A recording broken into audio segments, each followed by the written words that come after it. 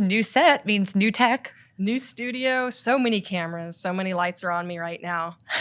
Squinting just a little bit, but it's awesome. It's that amazing. Beautiful glow, like all for that. Yes. Show worthy.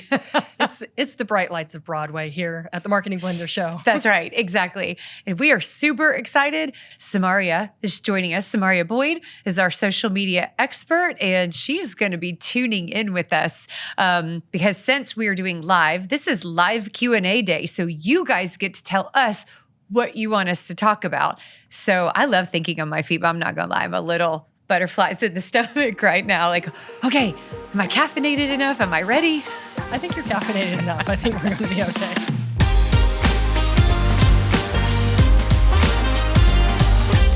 Some of you guys might not realize that this is actually a new version of the Marketing Blender Show, which is primarily on YouTube, but also across all of the podcast platforms. We launched it about 7 months ago, and it's growing. We crossed 100,000 downloads just on YouTube, or views, a couple months ago? So it's really performing. We're quite proud.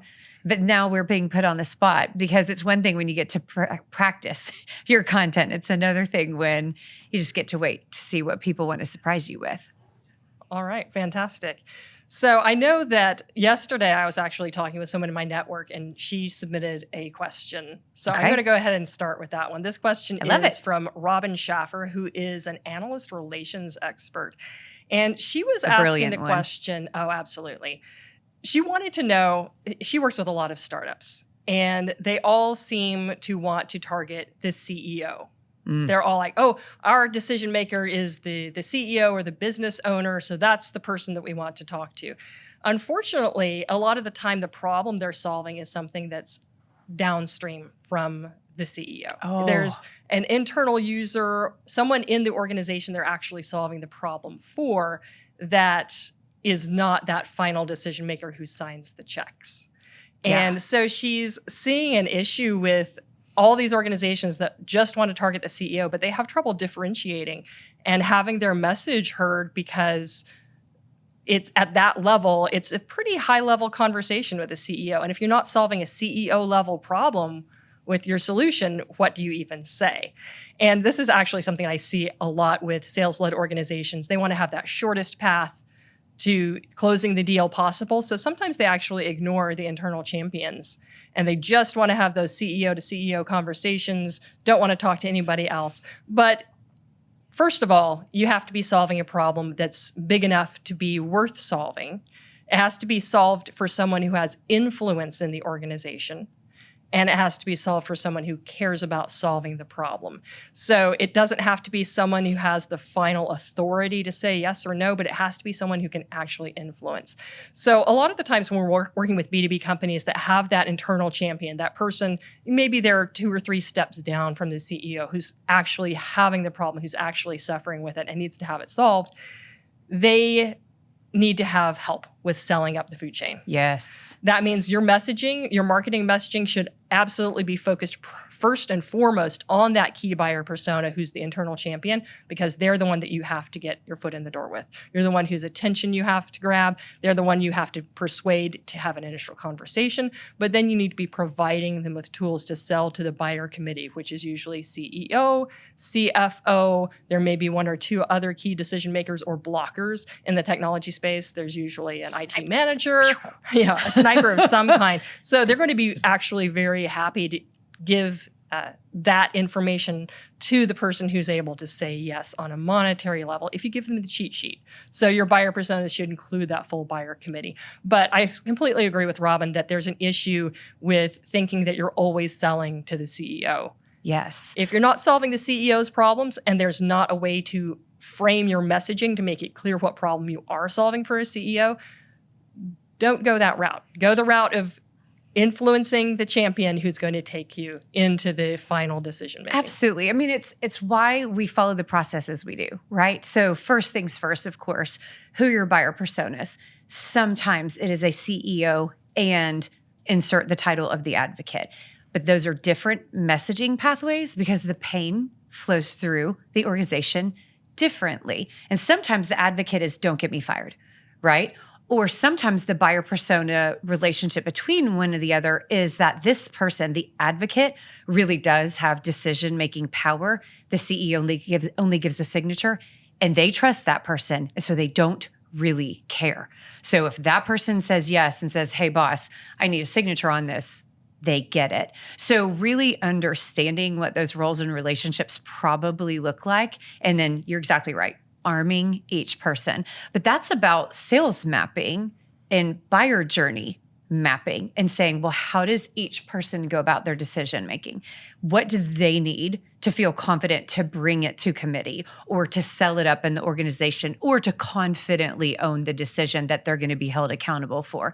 And it is amazing how much tribal knowledge is in your sales team and is out there. And people will tell you. I find buyers, if you ask them, especially if you decide to go on a fact-finding mission, they will tell you how they want to make purchases and what they're thinking. And then you can start to identify trends across buying environments and then build a frictionless or as close as near frictionless selling process for them because that's what they need to move forward. So I think that's such a great point. It's just you've got to understand the environment and then realize every time you have a buyer persona, that is a different messaging strategy and a different marketing plan and a different set of resources and approach. It's not the same thing just as because it's the same company. And I will say one more thing, especially in tech sales, if your salespeople want to have conversations at the CEO level, but they're really supposed to be starting with the champion. Yeah.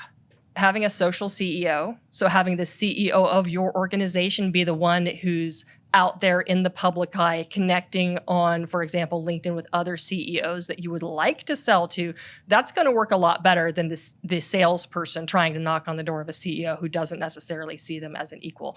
And it ensures that there's no wasting of time because you're not going to plug in your CEO in an inappropriate situation, just like that CEO that you're selling to, what has to be very vigilant about their time as well. So I think that's so cool. Absolutely. I love it.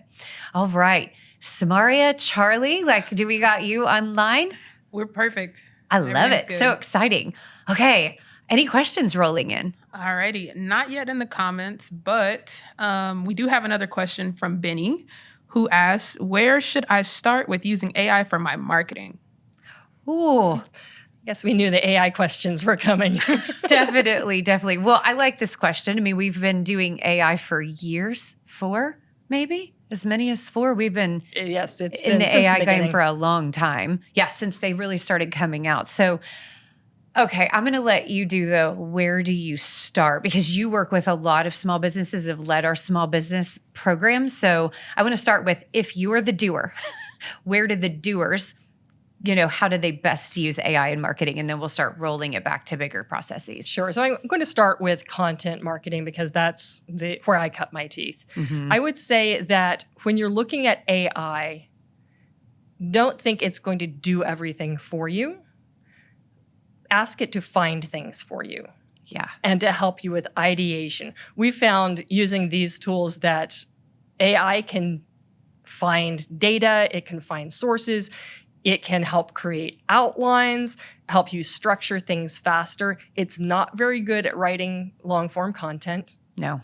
We typically have to rewrite 80 to 90% of anything that ChatGPT spits out. Voice and tone takes a while to train. It does. And frankly, even once they get the tone right, it sounds repetitive. Yeah. Once you start digging in, there's a lot of fluff. There's not a lot of actual information, and there is not originality. Yes. I will say AI in its current iteration as it's being used, all it can do is regurgitate what's already out there. Yeah. So don't expect it to do something other than regurgitate what's already out there. It can't think for you. It can't. That's right. It doesn't do that. So if you're using AI for helping you with your content marketing strategy, it should be helping you uncover opportunities and ideas. So learning how to write really good ChatGPT prompts to help you frame how you're going to talk about things, especially doing competitor research. You can ask AI, what is the most frequently talked about thing on my competitor's website? Put in the URL. What's the thing that they talk about the most?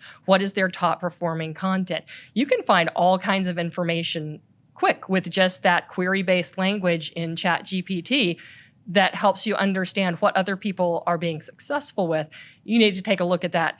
create something unique from it. Don't just, again, regurgitate what everybody else is saying. Add your own expertise. Come up with your own perspective, a contrarian opinion to popular stuff out there. Yes. Hey, ChatGPT is not going to come up with that. Yes. And I find it's horrible to look at a blank page, but man, give me something I disagree with or that I think is bland and let's go. I just got so efficient because I didn't have to start at zero. So I agree. I mean, there's been times where I just need a little kachuga, like, let's go. Like what's my thinking on this?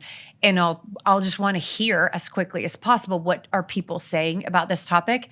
And very quickly, I'm like, oh, absolutely not. That is shallow. That's garbage. Yes. And it's just a great place to start in order to, the other place for me, once we're moving past content, I mean, SEO. So we should say that there's some healthy applications for making SEO more efficient if you have a great strategy and great research behind the decisions. And so there's really great tools out there for that. But then if we're going beyond the content marketing world, I'm always saying, let's look for the places where your efficiency is just getting bogged down. So it's efficiency, number one, and then low value type of things, right? So if it's a task, so thinking, right? Thought leadership, high value. You cannot abdicate responsibility to ChatGPT to think for you. However, if it is low value tasks that are bogging you down, man, this is where it can get really, really special. And so it can show up in so many different places, from processes to efficiencies to automations to even, some of creative work, as long as it's low down on the chain where that detail does not matter in regards to the value you're bringing to your customer or to your team members. Exactly. I would not recommend having AI create a logo for your business. No, thank you. No. However, creating slides that are going to go on a social media post. Yeah. I use AI tools to make my design stuff suck less. Yes. Because I'm not a designer. Not a designer. I could spend 2 hours in Canva and come up with something that looks like garbage still. AI can at least make stuff look professional, have the right brand colors on it. And if the point of it is not selling design services, it really doesn't need to do more than be in alignment with the brand guidelines that you can feed into the system. Yeah, exactly. I mean, I just think that there's a lot of stewardship that has to go around it, no matter how you're using it. And, we're constantly testing all the things. We recently tested voiceover. That's been really interesting. We saw some really good, some really bad. We tested video last year. It was not there. It was creepy. So we are still real. We are not machine learning AR generated. Right. That is still real. That is not augmented reality. But we're constantly trying to stay ahead on what's happening in the marketing world. And of course, we know some people.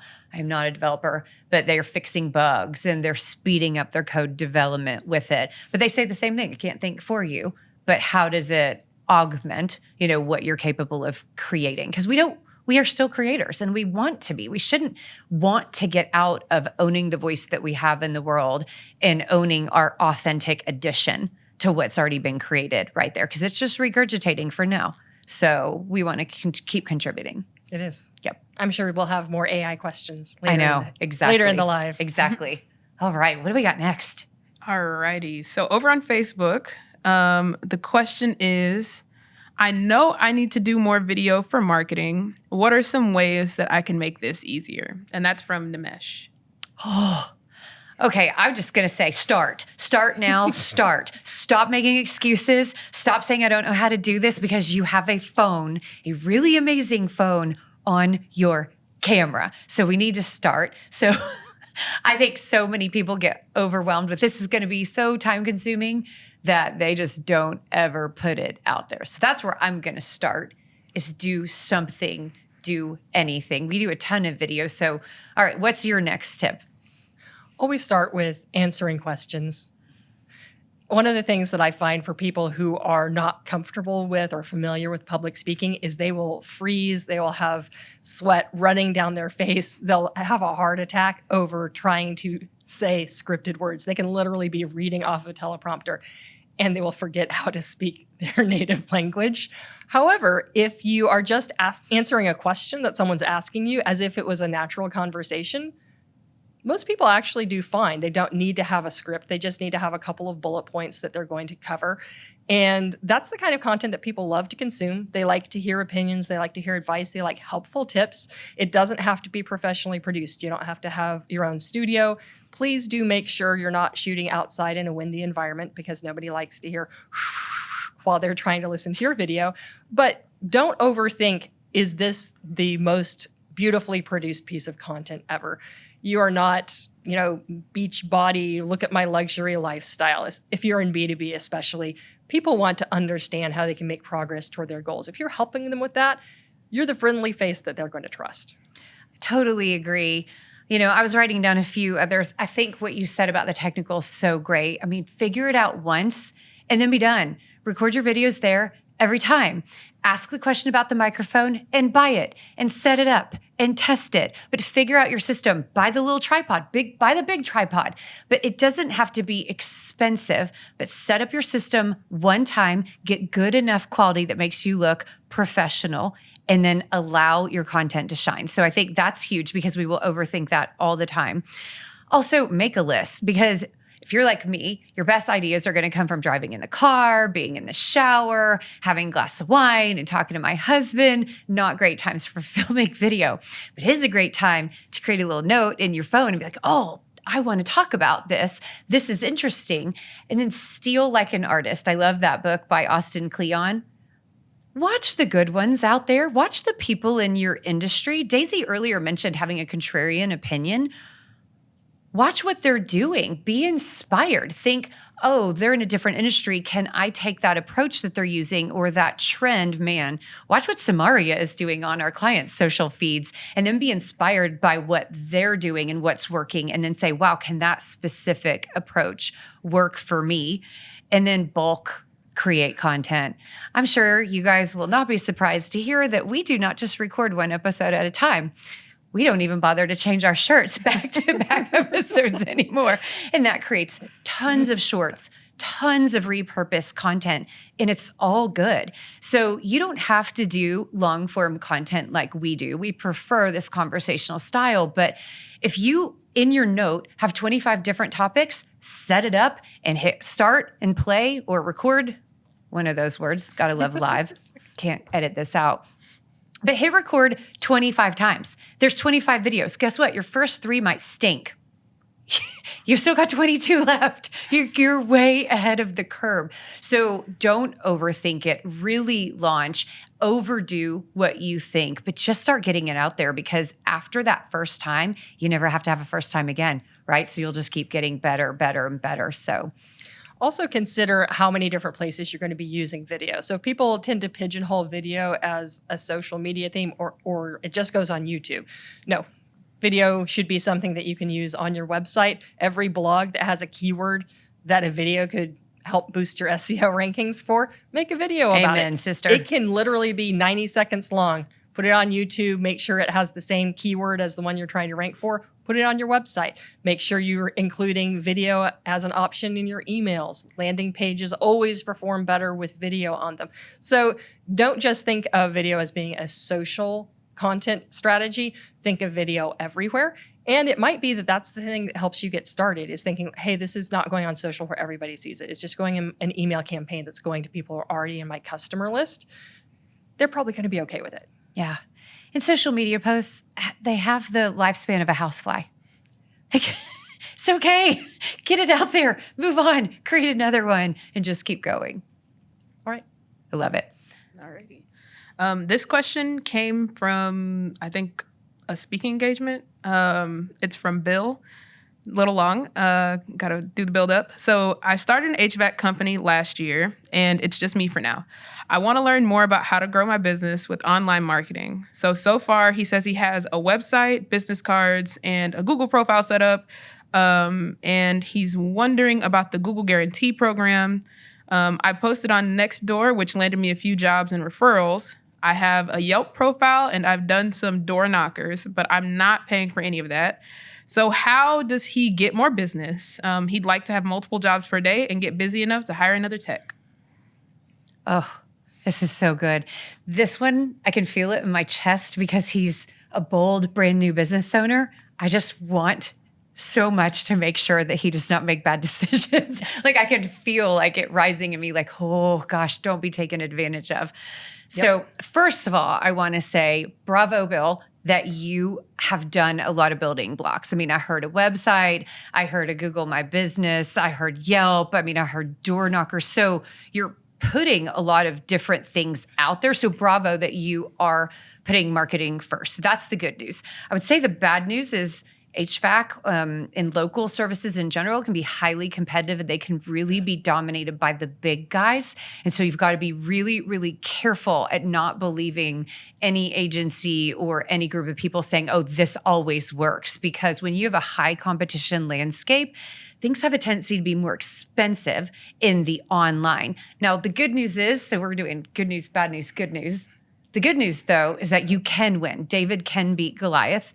And so, Daisy, when you hear about this kind of situation, where do you go? What are some of the fundamentals where he can find wins, or where he needs to really start thinking, how does he get business early? And then how can he build on from that? I would say it really comes down to, are you using the digital landscape to grow your circle of influence? So are you leveraging social media to connect with other service companies or other businesses that are touching the target market that you want to reach? Are you going to market with co-promotions, co-offers? Are you becoming known in your local community by the people that everybody turns to for, hey, do you know a guy who does ... Yes. So thinking about growing those little circles of influence rather than going, hey, I'm going to be, in our case, DFW. We're going to be the HVAC people that everybody knows in DFW. Nope, you're not. That's not what you need to be in order to hit the goals of be busy enough to hire your next person. You just need to make sure that you are becoming embedded with people who are most likely to refer you to others. I would like to talk a little bit about the Google Guarantee Program. Good. Very new. Yeah. So Google, those folks are geniuses. Man, Angie's List is going to be obsolete in probably the next 12 months because Angie's List likes to believe that everybody wants that high know-like trust factor based on other people just like them. No, we just want to know we can get our money back if we're not happy. So Google's nailed it in terms of their guarantee that if you work with a local service company that's under their certification program, that's basically covered by their insurance, that if you have a dispute, you're going to have it settled by someone other than, Billy Joe in the back office who may not answer the phone when you have a complaint. So it's a very interesting model. Yeah. Now, at this point, I don't think a lot of consumers know what the Google guarantee is. I agree. So there's going to be a learning curve for that actually to mean anything. I think it's definitely going to catch on better than Better Business Bureau, which is, a ranking system a lot of local businesses use, but it really doesn't mean much to anyone. And it doesn't give consumers any kind of recourse. Yeah. I think we're going to see, there's always that cycle, the hype cycle, and then things tail off. There's going to probably be a window of opportunity where having that certification does mean something. So being an early adopter of it, so you can capture that early opportunity where people are making that a decision criteria for who they do business with. And where Google's prioritizing it. And Google search. is rewarding you and giving you the best placement. I don't know how long that honeymoon is going to last. It could be, these days, it could be 6 months. I know. Or it could be a few years. So if you're looking to grow aggressively and you want to play in the digital landscape, definitely something to look at. It doesn't sound like, from what I've read so far, it's going to be super expensive. But I would say don't put all your eggs in that basket, because I guarantee you all of your competitors are eventually going to catch on. And every time everyone else in your competitive landscape starts doing the same thing that you are, you lose the edge that you had. Yeah, I completely agree. I think being an early adopter, so important. Is it a guarantee that it will get you business? No. Can it give you a leg up if you're doing other things well? Definitely. So Google My Business, a lot of times people think their Google profile, they set it up and then they're done. It should be treated like a social media platform. So consistency and constantly updating, I think, is a really important thing. Potentially asking the right questions and seeing if he can win at local SEO. That's a specific approach, right? So it just depends on how much money he has to spend. But there's, get educated about SEO. Yes, you probably need somebody else to do it, but man, you cannot afford not to know how it works, why it works, what questions you can ask to hold people accountable, and how to keep going. And I love what you were saying about circle of influence, right? So, man, what neighborhoods are you there? Can you shrink it down and go small in order to play big in that environment? So I agree. Don't just try to blanket, for instance, here, all of Dallas-Fort Worth. You can't win that. But you might be able to win a very small area where referrals and good reviews and reputations start to build one after the other. And then I would say just know who you're uniquely suited to serve. There we go. And create some good messaging. Like Seth Godin has a great book, an old one called Purple Cow. And just because if you saw a purple cow, you'd be like, what the heck? You pay attention to that. So especially if you're a David versus a Goliath, find your purple cow, like be cool, like play it up a little bit so that you get faster recognition. Be cool, really, for the HVAC company.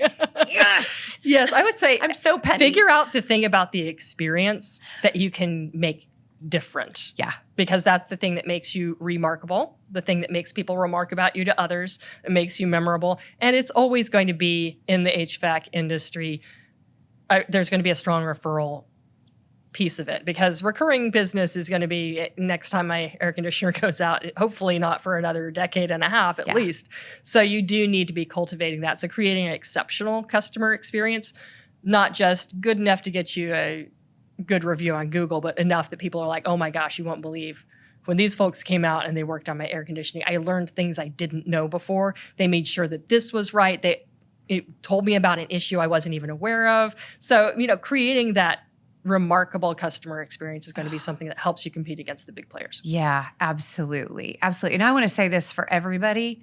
I want to say, make sure that when you are exploring digital marketing, you are asking yourself and whoever is trying to sell you services, can I win here? Because there are very clear and specific answers in Google, in SEO, in social media, and any paid campaigns about whether or not you can afford to play there, when you can afford to pay there, and whether or not you will win there. So, yeah. Okay. Do we have time for one more? Yep. Alrighty. So the other one is also one from a speaking engagement from Juan. I went out on my own a year and a half ago. I do custom software and integrations for large companies. I have one large client, which is great, but how do I go about landing 2 to 3 more clients? Oh, okay, software queen. You get to go first. All right. So I actually talk with people in the consulting space very frequently who are in this situation. So when somebody tells me, they're a business owner, they're out on their own as a solopreneur, and they have one client, at that stage, they're actually a permalancer. Nothing wrong with that, but that is not a business yet. You just are a freelancer who has one client, and you're very, very right to be looking at, where do I get my next 2 or 3 clients? Because having all your eggs in one basket is not a comfortable feeling. No matter how much that client loves you and appreciates you, you don't have control over what's happening with their budget, what's happening with the health of their company, how long they're going to need you on the project. So bravo for taking a look forward into that. So often when I'm talking with technology consultants, and honestly, custom software and integration is an extremely, extremely competitive space. There is a shop on every corner where people do this. Differentiation is very, very challenging. So as you're looking at how you're serving your current client, you're going to need to identify something that you're doing uniquely well for them, or some area of specialization that you're hitting for them, that you can go out and identify other clients who have that specific issue. This might be industry-based. Often it's not industry-based. It might be having to do with a specific technology platform. It might have to do with regulations that are changing so that all of a sudden other businesses now have to meet a certain standard with their technology, and that might be what your in is. But you need to identify what that replicable thing is with your current client that you can communicate to your next 2 or 3 or 4 clients about. And then you need to figure out, how do I know who in my market is having that specific issue that I uniquely solve? Or who can I leverage in my network for the right types of introductions so that I'm having conversations faster to figure out, is this a unique differentiator that's actually important to additional businesses, or do I need to shift how I'm talking about what I'm doing? So there's no fast answer for this, but I will say that it's usually a blend of online research, including SEO research. So figuring out on the SEO side, not just, custom software integration or custom software near me, but very specific technology-focused questions that people are asking that you can use to identify where's the interest. You may not have the budget to run any kind of digital campaign toward that, but it does let you know what you should be pushing out on social media to get attention around the specialization that you have. And then you're going to be needing to use your networking capabilities. If you have the ability to do any kind of public speaking about the area that you specialize in, that is the very fastest way to land additional clients. It's the shortest road to revenue, and it's the thing that builds trust and authority faster. Agreed. That specialization component, I really love to see people niche down around this, because one of the things that I've experienced is when you've got a custom software developer, their imaginations are way too big. And it's because they can build so many different things. And so I want them to see, oh, this is the most common problem out there. And it shows up in a lot of places where then the language is very specific. It's extremely nuanced, and especially if you can really nail a very specific industry, a very specific title, a very specific even type of integration, like very common platforms where you solve a known issue that no one else is really attracting. Oh, such a much faster side door or entry point, because that specificity helps people to say, yes, I have a problem. It's causing a lot of issues or a lot of money or a lot of inefficiencies for us. I can handle saying yes to a project. And then you can expand once you're in a sizable opportunity, which sounds like he probably has since he's been doing this for a while.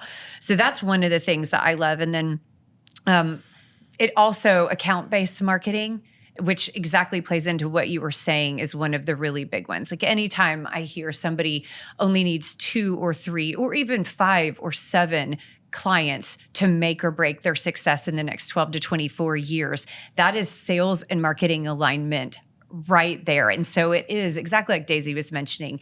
Is it the networking? Is it a couple trade shows? Do you have a combination of an email series? But it's really nailing down who are the 20, 30 companies that you would be amazing at serving. List them. Get on social media. Connect with the decision makers that can say yes, and orchestrate an outreach program that is so specialized to them and how you can serve them, and look to build relationships with those people, because that's really easily transferable. And you mentioned who refers to them. You can get inside of those circles of influence, which you mentioned earlier on another question. You can get inside of that and become a go-to and become somebody who has the know, like, trust factor really quickly. And you can do it intentionally. It doesn't require serendipity here. And I want to give one more tip on this. If you're a solopreneur and you're in the custom software and integration space, you have the ability to leverage your position as a subcontractor with other firms. So if you can figure out how to get your foot in the door with an enterprise company by subcontracting a specific piece of a larger project, that's a really good way to build portfolio and to grow the kind of connections that you're going to need. And also find ways to de-risk people using your services, because some of the reasons people choose not to work with solopreneurs is that what happens if this gets partway done and I can't get in touch with you anymore, et cetera, et cetera. So figuring out phased offers that give them a way to try and buy, don't do free work, please, but figuring out a way to scope your offerings and your projects so that people can give you something to solve quickly and easily and prove yourself is going to be an easier lift than coming in as a solopreneur and trying to land another really large project by yourself. Agreed. Low risk, high value, get paid for it. Heck yes. Yeah, absolutely. Okay, how are we doing on time, Samaria? You're doing great. Yeah. Do we have any more questions, or how are we doing? We have plenty of questions. Right. Do you guys want another one, or are we ready to wrap? Yes. I know. Let's keep rolling. All right. Okay. All right. So from Alyssa over on Facebook, my competitor is running ads that show up on the top of my organic search results. What can I do about this? Okay. So there are several reasons that this could be happening. And depending on how it's happening and why it's happening, there are different things that you can do. So if in your competitors' ads, they are using your trademarked business name, you can file a complaint with Google and Google will shut that down pretty fast.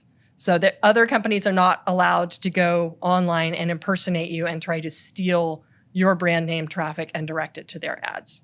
There are some gray areas here where, for example, if they were running an ad that said their product versus your product, they might be able to get away with it. But usually Google is enforcing very strictly trademark laws, so you can have that kind of content taken down.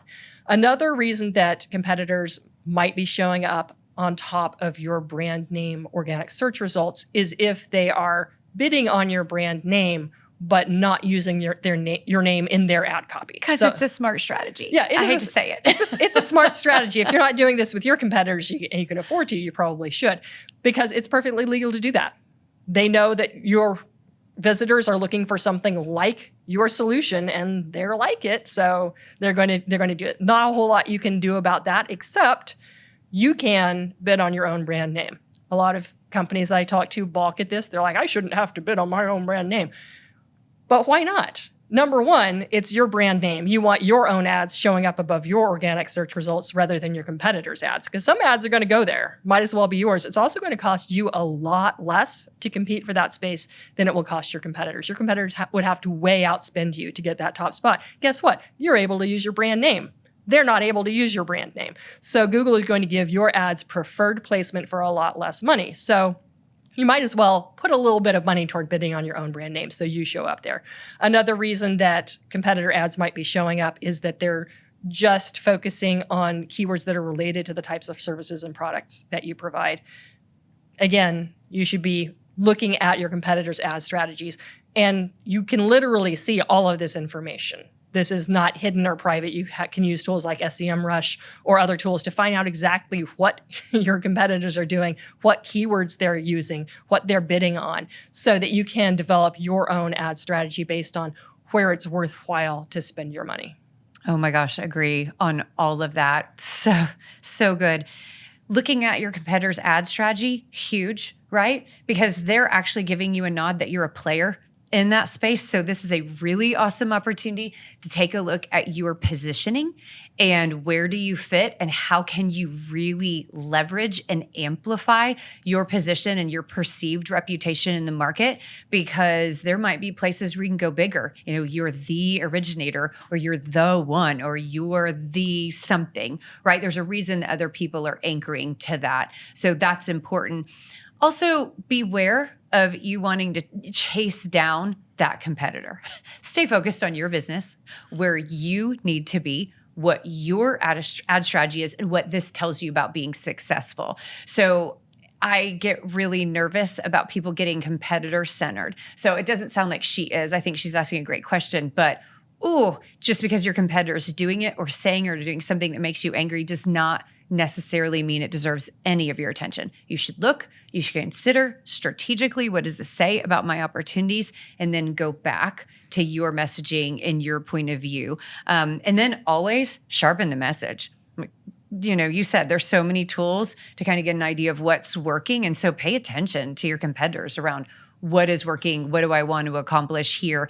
Is there an idea that now they have created an environment where I can see what's going on, that there are some interesting opportunities for us to play upon in our positioning? I mean, I think there's a lot there, but bravo for being the one that people are gunning after. I think that's really exciting. And if you're not bidding on your competitors' names and they are the big guys, you should be. So that's for everybody else. For sure. Alrighty. All right. Well, it's looking like this may be the last question that we have. But remember, if you guys have any more questions or you want to connect with Dacia or Daisy, just shoot them an invite on LinkedIn. And I'm sure they'd be happy to answer any of your questions. So the last one, going back to AI, from Matt, it seems like everyone is using AI and it's hard to break through the noise and really connect with humans these days. How can I get out there and be heard if there's so much clutter? Oh, so many opportunities. So I'm going to sound like the broken record on this one, and I don't care, because this is step number one. Know who your humans are, first of all. So what they care about, what they think about, go where they go. Because if you're thinking about your target market as a real human being, bots can't compete with that. They can create noise, to your point, in volume, but you can say, man, where are some of those peripheral areas that they pay attention to, or how do they view value, or maybe what is the type of research, who refers them? There's so many places that you can use strategic creativity around where to go to find them, or even what to say. But it is really about being human-centered and other-centered and making sure that you know what drives value. The other thing is that your authenticity and your specialization and focus on them, you will not sound like a bot if you are doing this well. So I think this is one of my biggest ahas, and ahas for our clients a lot of times is sometimes you don't have to compete at the volume. You can simply be a bigger version of yourself and it will resonate so deeply. But being follow worthy or being just high value oriented, not using AI to rinse and repeat and add noise. I mean, you really can stand out so well. And I think actually it creates a huge opportunities for people being intentional and really, really clear about what they do and why they exist. I would say from a content marketing standpoint, doing things that are authentic is incredibly important. So having your little phone set up and making your videos where it's just you talking directly to the camera, but speaking the truth and connecting emotionally with your target market, AI has not gotten very good at faking that. Honestly, it does, because it's not human and it doesn't understand what it's like to be on the other side of the table from a real person and to be listened to and to be heard. I would say also that be as different as you can, because again, AI is just the same set of messages being amplified over and over and over again. So the more different you are, the more bold you are in your difference, the more you're going to stand out. And the final thing is make sure that you are inviting engagement. Mm-hmm. So it's not about just saying words at people. It's about understanding more and more what they care about and what they feel. So make more of your content be about showcasing the people around you and sharing that spotlight and making it very clear that they as human beings matter. You know, I love that because it brings to mind a couple examples. But first I want to say there's certain things AI cannot do. They cannot do speaking engagements. So if you have the kind of business where you can get out there, they cannot build relationship for you. So if you have any type of environment where you can be relational or referral based, where you can scratch someone else's back, do co-promotions, anything where there's a human element to it, AI cannot do that, right? And just relationships and building community. We have an episode coming up with Samaria, and she talks a lot about social media and community building, and AI cannot do that. I mean, the first message might sound like a real person, but really quickly, everybody sniffs that out. So I think you're exactly right. And it brings me to the examples. So it is not, I mean, I don't even know what our average email open rate is across all of our clients, but I'm super confident to say it's likely higher than 35% on the low end. We have some email campaigns that are higher than 70% open rates. And it's because it's good content. It's because we know, and that client knows so much about who they're talking to, that of course they're opening it. AI cannot do that. So that's an example that cutting through the noise through your authenticity and your value add is so doable and it's appreciated. And then the other one is I met a guy who started freeze-dried dog food. And on social media, what blew them up with this product was for 30 days, he ate the dog food because he was saying it's safe and it passed all these compliance issues. AI cannot eat your dog food.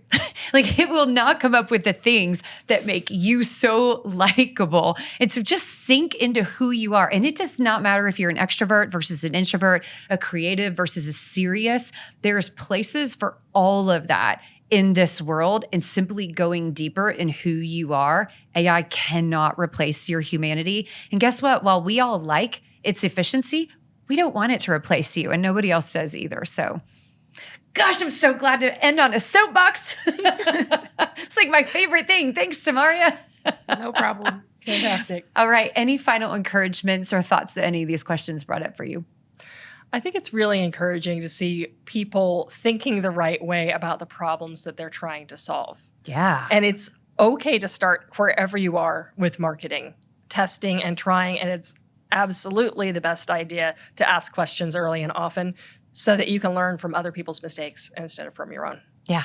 The quality of your questions determines the quality of your output. So you guys, thank you so much for this. We will see you. We're going to be doing lives, I think, every month, correct? Is that our schedule? I guess so. Let's It do is it now. You said it. All right. So I know we do have a couple coming up with guest stars, guest hosts as well. So be looking for that. Samaria mentioned it earlier. Send us your questions. You can email them to us. You can chat them to us, or you can join live and obviously post them in the comments. We love doing this. We appreciate you guys so much. And if you like the new set and you like the new format, we got more surprises coming. So can't wait to share that with you guys. Onward and upward.